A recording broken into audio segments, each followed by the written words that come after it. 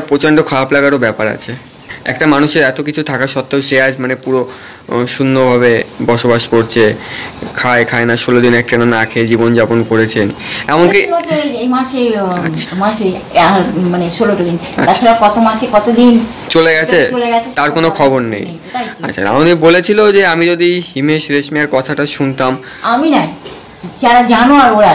আচ্ছা, তাহলে হয়তো রাউন্ডের কোনো অন্যায় করিনি, ক্ষতি করিনি, আমার সঙ্গে ভালো যারা তার কথা শোনেনি তাদের কথা বলা হয়েছে। আমি তো ওখানে কোনো জায়গাও চিনতাম না, চিনিও না। কিন্তু সে যা মানে কথাবার্তাগুলো আর কি ডিসকাস করছিল, আলোচনা, সেগুলো যে কথাবার্তা বলেছিল ওইটা অতীন্দ্রিয় মানিনি, তখনও মানিনি। এবং তপনের যারা জান পেঁচান ইয়াকে পরিচিত ওখানকার কি বেগোপাড়া যারা নাকি, তা আমি তো তাদের দেখতে পাইনি। তার কথাগুলো যদি আমার মনে হয় তার কথাগুলো যদি শুনতো, তাহলে মানে আজকের পরিস্থিতিগুলো না তাদের ঘটতো না আমার, যা কিছু ঘটছে, হয়তো আরো কিছু ঘটবে, এগুলো হতো না। এবার তোমরা বোঝো, তোমাদের থট, তোমাদের বিচার, ভালো কি কালো কি খারাপ নাকি মানে পজিটিভ না নেগেটিভ, তোমরা। আচ্ছা।